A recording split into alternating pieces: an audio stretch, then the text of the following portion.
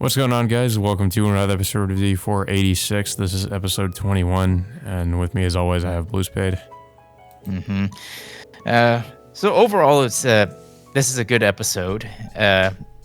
Considering the fact that this is going to be the last episode until we get, the last two episodes coming out later in March, which kind of sucks. I mean, overall, the whole thing with 86 being constantly delaying their episodes has been pretty rocky. If I gotta be pretty honest.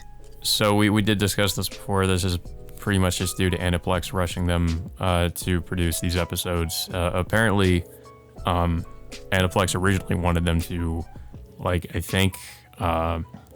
put these out much earlier than they actually did.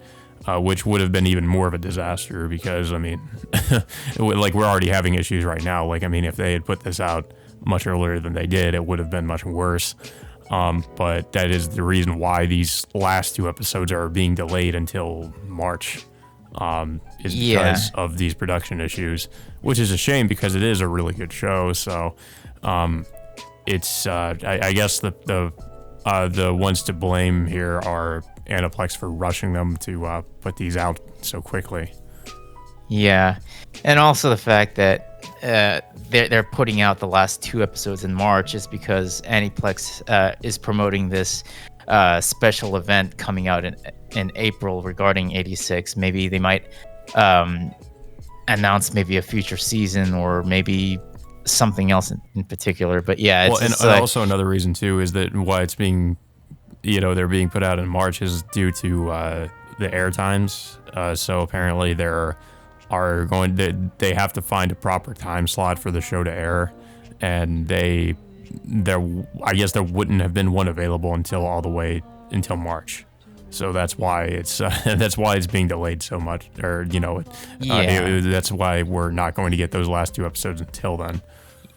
Yeah, and it costs a lot of money just to even find the proper time slot, and not to mention that the numerous amount of delays that that the production team had to deal with, for making this show is it just created a massive headache for them. Yeah, and of course, thanks to all those delays, they can't go over their their time slot because I think I can't remember what other shows taken over that time slot, but yeah, it's like another show's already taking 86's original time slot for next year, so they can't air it until March later that year. Mm-hmm. But overall, this episode was pretty much action packed, and there were a lot of uncertainties in this episode on what happens to certain characters, not only early on, but pretty much by the end of the episode as well. But yeah, so this episode was mostly focused on Shin and his friends continuing to pursue Kiria and destroy his Morpho railgun machine, and during that time, they're constantly being attacked by Legion reinforcements, and I think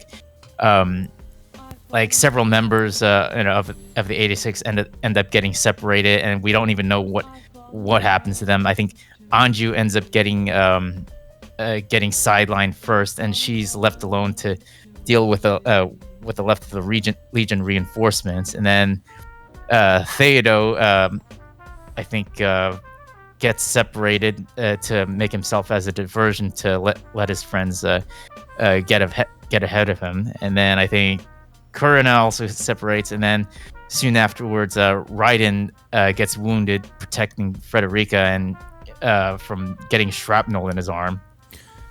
Yeah. Also, speaking of Kurina, it seems like I guess at some point they lose her signal, so it seems like something might have also happened to her, which we don't know what happened to her yet.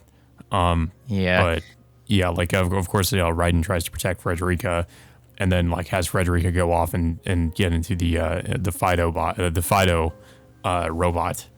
So she just goes just basically to protect herself. Yeah, and of course, the only one left to face off against Kiryu at this point is, of course, Shin. And of course, Shin orders Fido to stay with Frederica and protect her while he's fighting Shin. But of course, Shin does manage to hold his own for a little bit, but it gets to the point where Kiryu's abilities just start size and his overall arsenal just completely start overwhelming him. Yeah, it does play out in a fairly similar manner to the fight with his brother, which is kind of what I thought would happen. Of course, it is more interesting because of Kiryu also being part of the Nozen clan, so he's also pretty good at both, like, I guess, long range and close range combat. Because at one point, Shin tries to get close to him, but then Frederica uses like her psychic ability to warn him about Kiryu being pretty good with close range combat, so Shin narrowly avoids being hit. Yeah, it was a pretty well animated fight scene too, just with how quickly Shin's mech was moving around and avoiding all the attacks from Kiryu. So that was pretty impressive, and like I kind of had some predictions about how this fight would play out, and that Frederica would like use her abilities to try to talk with Kiryu and try to convince him, or try to, I guess maybe convince him to maybe come back to his normal self or something. But and it seems like something like that kind of happened in this episode, but just not the way I thought it would happen.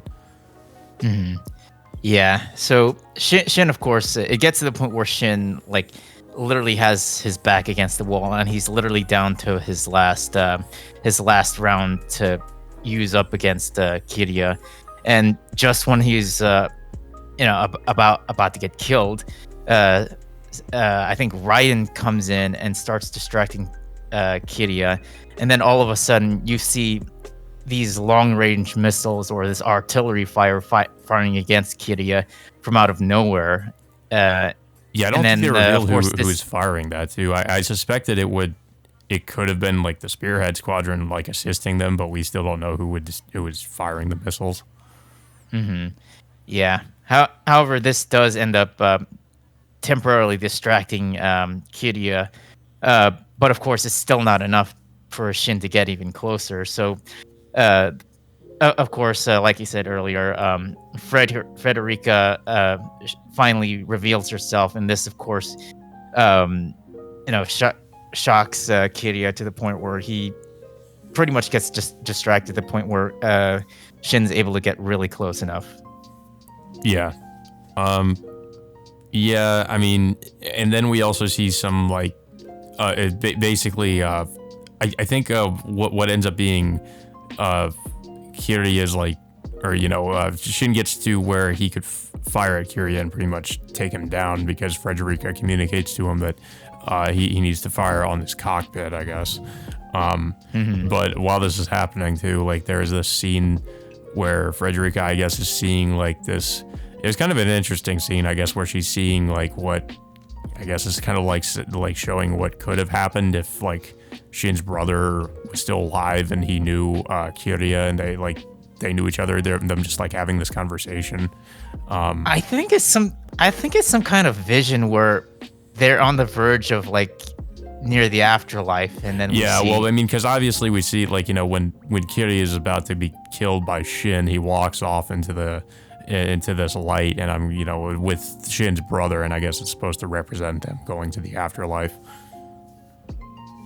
It doesn't look like like a what if scenario.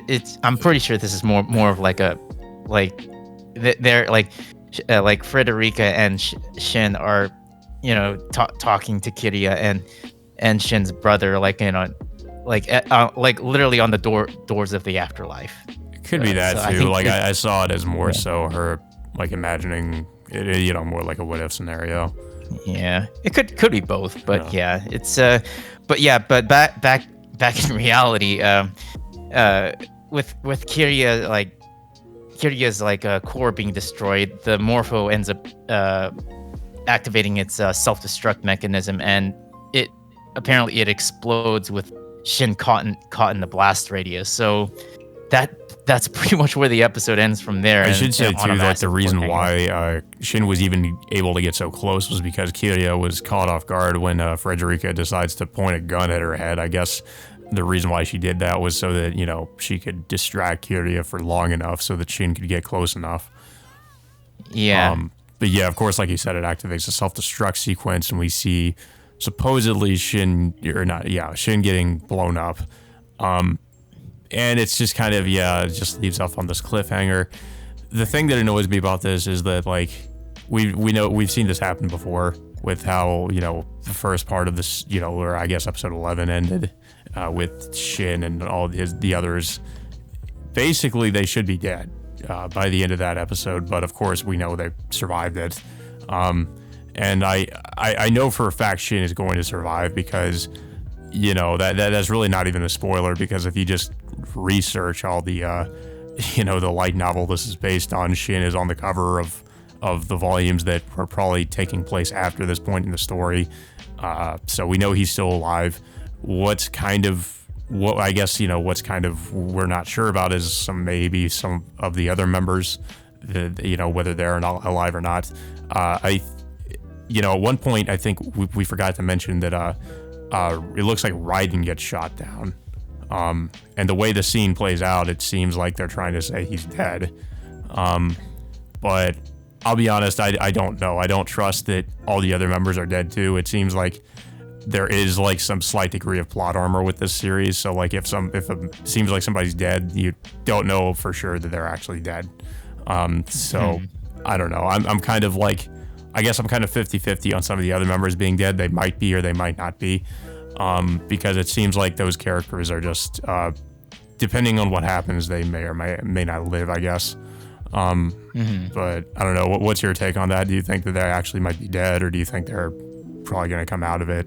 Like, I think they're likely going to come out of it. Yeah. It's we've seen this similar situation happen before at the end of episode 11, and then we see them all alive and well by the next episode afterwards. So I think they're gonna come out of it, like with some major injuries after the battle, but of course they're still gonna come out fine. But it'll basically be like the end of after episode 11, where they do they were injured and they were like operated on.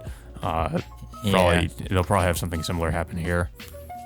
Yeah, I still don't think that most of Shin's friends have any amount of plot armor, because I think it's still possible that one of them might end up getting killed off.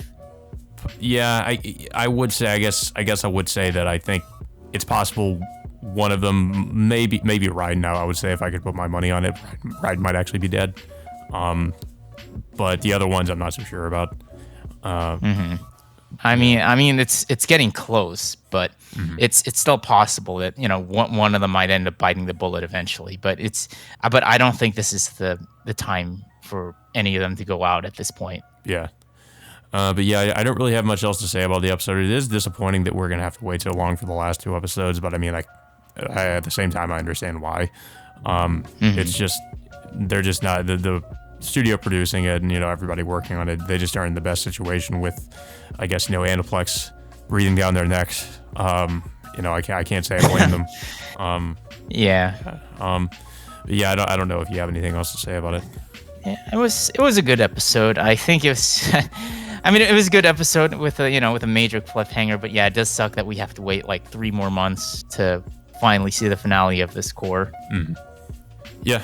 So that all being said, until next time, we will see you all later.